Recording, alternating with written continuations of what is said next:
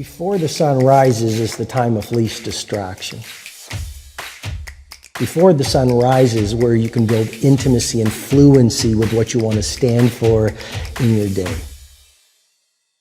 With better awareness, we'll make better choices. Better daily choices, better daily results. One of the DNAs of legendary is longevity. So if you look at the Picassos, the Jean-Michel Basquiats, you look at the great sports champions, you look at the great history makers, they were much better at energy management than time management. And so we're in a war against distraction right now, and what we really have to do is optimize our energy.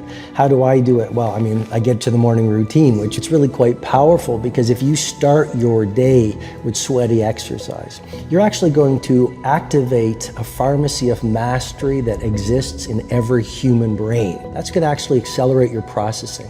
It's actually going to repair brain cells that have been damaged by stress. You're going to release the neurotransmitter dopamine, which is the fire neurotransmitter, which we all need as entrepreneurs and business builders and servants of humanity. It's all about rising at 5 a.m. and that's because if you look at the great creatives and the great saints and the great humanitarians and the great titans of industry, many of them got up at 5 a.m. Even right now you've got Tim Cook and you've got Howard Schultz, and it goes on and on. Before the sun rises is the time of least distraction. Before the sun rises, where you can build intimacy and fluency with what you want to stand for in your day. Before the sun rises, the luxury and tranquility of the early morning hours, you can do that deep inner work that will allow you to go out in the world and play at your best. So what the 20-20-20 formula is simply this. There's 3 pockets. The first pocket is move, 5 to 5:20. And you get into the sweaty exercise because, like I mentioned, it releases neurotransmitters, it reduces the cortisol, increases your metabolic rate, which gives you more energy. So now, and serotonin as well, which gives you joy. So now it's 5:20, fundamentally you feel different, you have energy, your state is strong, you've got a fire in your belly, and you've accelerated your focus. 5:20 to 5:40 is the second pocket of the 20-20-20 formula, which is reflect. We live in a world where a lot of people are busy being busy, but what's the point of being busy around climbing the wrong Mount Everests? And so clarity is one of the DNAs of mastery. If you talk to the titans of industry and you talk to the people really getting traction around their ambition, these are people who have a monomaniacal focus on the few things that matter. They have an obsession bordering on a possession around the few priorities they want to build their life around. And so 5:20 to 5:40, the second pocket, you write in a journal, you meditate, you visualize, you do what I call in the book a blueprint for a beautiful day. Or you just sit in solitude and you think and you ponder and you reflect. And then the final pocket is 5:40 to 6 o'clock, and this is the victory hour. The final pocket is grow. But if you look at the greatest billionaires, I've coached many billionaires over the past 20 years. If you look at the greatest producers on the planet, these people have one thing in common. They are ridiculously curious. And no matter how much money they make and no matter how much impact they have, they maintain a white belt mentality. One of the keys to epic performance is a relentless commitment to daily growth. So that's the 20-20-20 formula that the 5 a.m. method is built around. And the premise is basically this: as you begin your day, so you handcraft the rest of your day. And if you have consistently great days, you're going to have consistently great weeks, quarters, year, and a lifetime. So your days are your life in miniature, and you got to get those mornings calibrated if you really want to win. You know, we live in a world that suggests the doorway to success swings outward. If you build the business, if you get the jet, if you get the money, if you get the cars, if you get the beautiful spouse, then you're going to be happy. What I believe, and there's a model in the 5 a.m. Club that I think is a very disruptive model, but it's a transformational model. And it's called the 4 interior empires.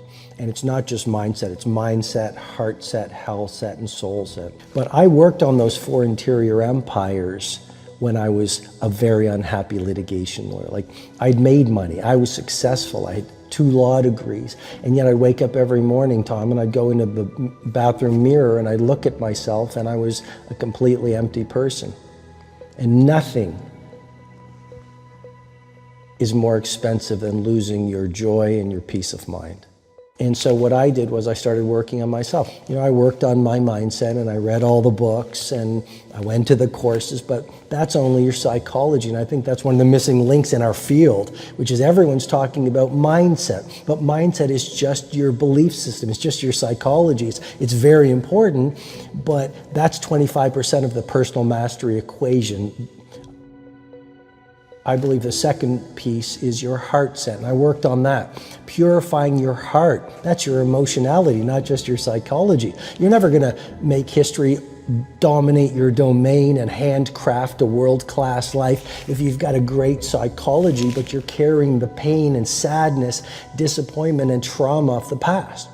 So I worked on my heart set, but that's only the second interior empire. The third interior empire, your health set. Don't die. If you want to change the world, like dead people don't change the world. There's a fourth interior empire that I worked on that allowed me to go out in the world and pursue my magic. It's not just mindset, and it's not just heart set, and it's not just health set, it's soul set. And soul set has nothing to do with religion. Soul set is about working on your character. So you re-access your nobility and your bravery and your authenticity and your decency. And you find a cause that's larger than your life. So when you go out in the world every single morning, people might ridicule you because every genius is ridiculed before they're revered. People might throw stones at you, but you use them to build monuments of mastery. People might not understand you, because any disruptor is going to be misunderstood. And even if you're an army of one, a Galileo or a Steve Jobs or a Phil Knight, you continue at all costs. So those 4 interior empires that I go into detail in the book give you a fiery inner core of warriorship and leadership that allow you to go out in the world and do amazing things. But it all starts with who you are, because you'll never rise any higher than what's going on within you. I think what's happened on the planet right now is there's been a great seduction and a great brainwashing. When we are kids, we want to be astronauts. We want to be billionaires. We want to be history makers. We want to do all our dreams. And we stand in awe and wonder. And we're full of curiosity. And we're loving. And we're passionate. And we're strong. We're not afraid to be ourselves. But as we leave the perfection of childhood, the hypnosis and the brainwashing begins. Our well-intentioned parents say, oh, you want to be an astronaut? You want to start a business when you grow up? You want to paint like Jean-Michel Basquiat? Be reasonable. And George Bernard Shaw said it better than I ever could. He said, the reasonable man adapts himself to the world. The unreasonable one persists in adapting the world to himself. Therefore, all progress depends on the unreasonable man.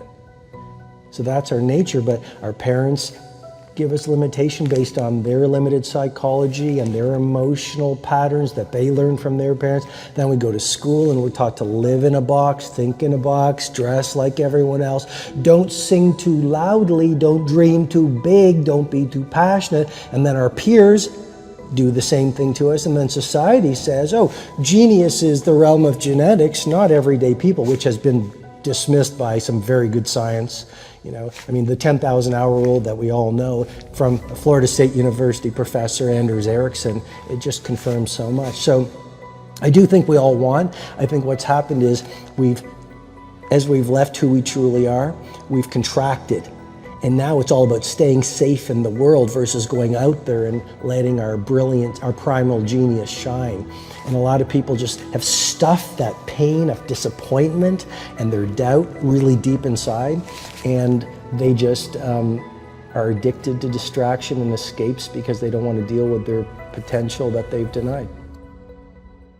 Pleasure has been promoted too much in our society. Like no great titan of industry, no legendary cellist, no great athlete.